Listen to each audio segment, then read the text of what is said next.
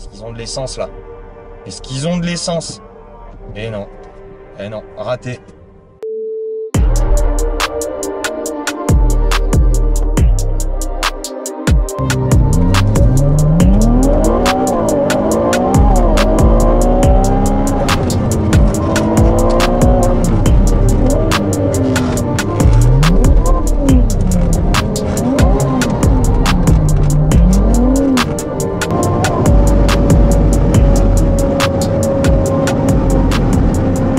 Salut à tous les amis, bienvenue au Billet Auto, j'espère que vous allez bien et bienvenue pour une vidéo à l'arrache. Vous allez voir, mais celle-là je pouvais pas ne pas vous la faire.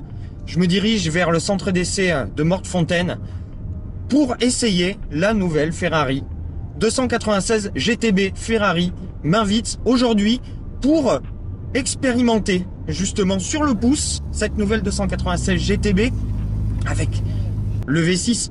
Évidemment, l'hybridation, mais une auto qui, visiblement, est assez exceptionnelle. On va pouvoir essayer ça, et comme on est sur le centre d'essai de Mortefontaine, on va pouvoir faire peut-être des petites figures originales. En tout cas, préparez-vous à une vidéo très speed. On va surtout se concentrer sur le roulage des voitures. Donc surtout, désembarquer, je pense. Mais ça fait longtemps que j'ai envie de rouler cette 296 GTB. J'ai jamais été un énorme fan des berlinettes à moteur central chez Ferrari, en dehors de la 458 et de la 355. Et vous savez quoi, en plus aujourd'hui, c'est mon anniversaire. Donc d'avance, merci Ferrari pour ce très très joli cadeau. Et ben, j'espère que vous allez aimer cette vidéo. Et si c'est le cas, n'hésitez pas à vous abonner et à mettre un petit pouce et à nous mettre un petit commentaire les amis, même si effectivement c'est pas le meilleur de ce qu'on pourra vous fournir en termes de qualité vidéo. Restez branchés, on y va.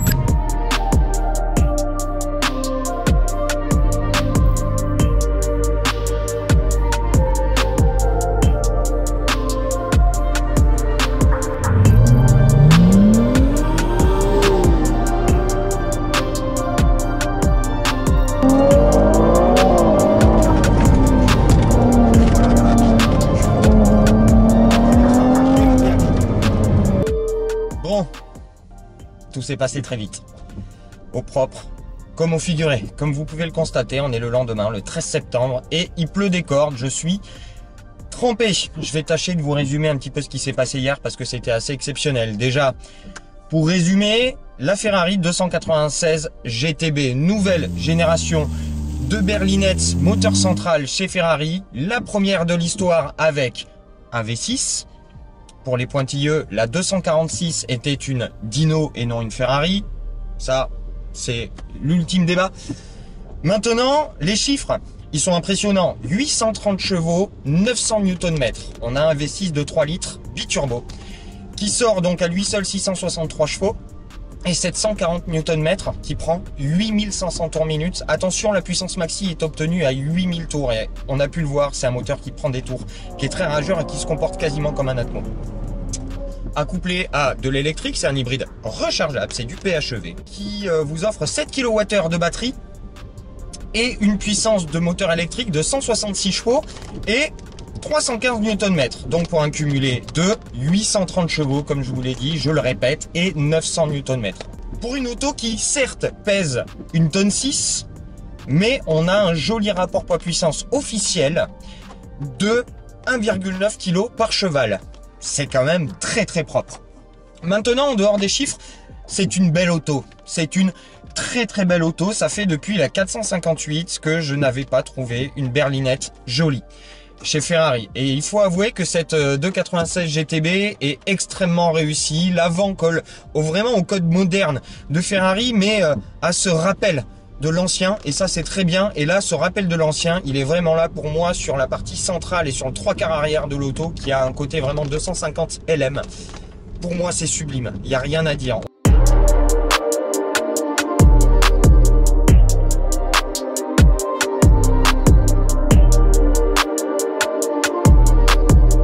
On avait plusieurs configs, des configs plutôt classiques, et on avait une config que j'ai pas mal roulé, qui était en pack Assetto Corsa, avec les jantes en carbone et les suspensions passives, pas pilotées, pas de bumpy road mode ni rien, vraiment côté circuit, c'est beaucoup plus ferme. Déjà pour commencer, qu'est-ce qui sonne bien ce V6, il sonne fort en plus, il sonne très très fort. Et on en parlait avec l'ami Erwan, le conducteur ganté. Il a vraiment cette personnalité Ferrari, c'est-à-dire qu'à chaque tranche de 1000 tours, vous avez une sonorité différente. On a un moteur qui évolue suivant le régime, que ça soit en termes de comportement qu'en termes de musicalité, parce qu'on peut le dire, il est vraiment musical ce V6 et c'est hyper agréable. On entend très bien de l'intérieur et à l'intérieur on a la petite blow-off valve qui vient vous faire des petits coups de mini Bugatti Chiron. C'est assez rigolo.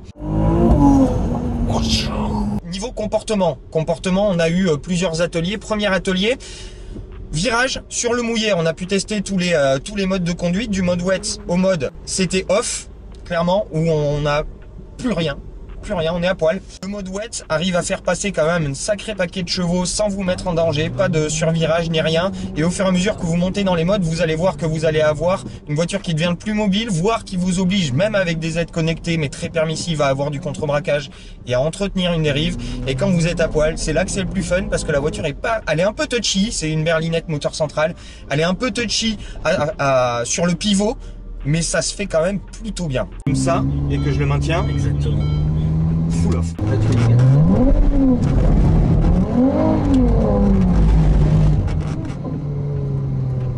Pas évident en plus, le rayon est court. Ouais.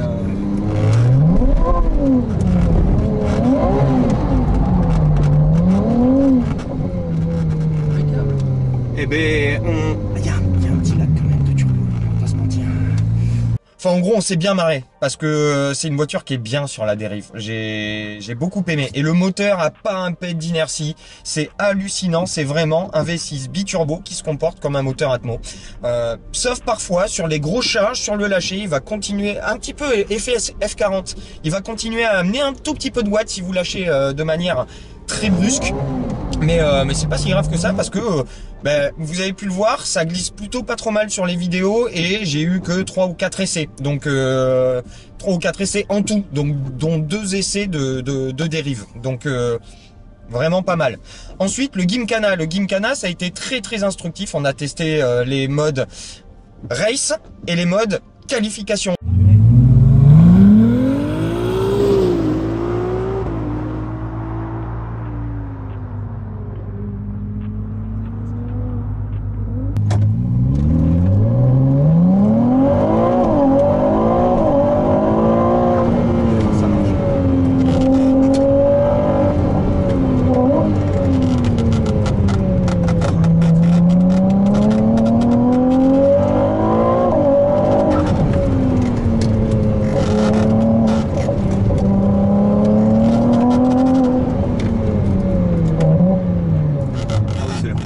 Hop, on se trompe pas. Bon, pour un coup d'essai, c'est pas trop mal. Impressionnant. Le mode qualification recharge la batterie à mort et dès que vous appuyez sur l'accélérateur, vous donne toutes les watts de la voiture instantanément. C'est assez bluffant. D'efficacité, on a une voiture qui pousse très très fort. Et c'est une propu. Et les watts passent. C'est la magie Ferrari. Et la magie, elle est aussi dans la sonorité. Ça sonne fort. Ça pousse extrêmement fort. Le 0 à 200 est abattu en 7 secondes. 3. Mais bon, globalement 7 secondes. Et niveau châssis, c'est assez hallucinant. C'est très très sain. C'est réglé plutôt safe. On a un train avant ultra incisif. Comme d'habitude chez Ferrari, on a zéro remontée d'informations dans la direction. En revanche, on a une direction qui est extrêmement directe. Et qui vous incite justement à aller mettre de la contrainte dans le train avant et pouvoir le juger. Si vous rentrez trop fort, que vous relâchez un peu tôt les freins, vous allez avoir du sous-virage, quelque chose de plutôt sain, mais c'est réglé safe. On le sent. Et faire passer des puissances et des chiffres pareils avec une accessibilité pareille, ça demande ce type de réglage-là et c'est extrêmement bien fait dans les faits. Ça fait beaucoup de faits dans une phrase. Pour une féfé. À la remise des gaz, c'est pas mal du tout. Vous avez l'électronique qui jugule extrêmement bien l'arrivée de la puissance. On n'a pas pu malheureusement tout déconnecter sur le Gymkhana, ça aurait été marrant. Sachant que la voiture, quand vous la rentrez bien sur les freins, que vous mettez de la contrainte sur l'avant, mais que vous gardez un tout petit peu de frein, vous sacrifiez un peu votre entrée, vous débraquez très tôt. Et là, la voiture va, au lâcher, va vraiment commencer à pivoter. Et là, ça demanderait de pouvoir tout déconnecter justement pour pouvoir, sur un filet de gaz, la faire tourner avec la pédale de droite. Et on sent qu'elle demande que ça. Et qu'est-ce que ça peut être pointu quand on l'emmène bien. C'est bien. C'est bien. C'est bien. Bon là, je l'ai pas dit, j'ai mis en qualif. Toi, je lui ai pas dit, j'ai mis le mot de qualif alors qu'il m'avait demandé de pas le faire. Enfin, il m'a pas interdit de le faire techniquement. La voiture est ultra saine sur les appuis, ça bouge un tout petit peu quand vous la cherchez, quand vous la provoquez, mais c'est hallucinant.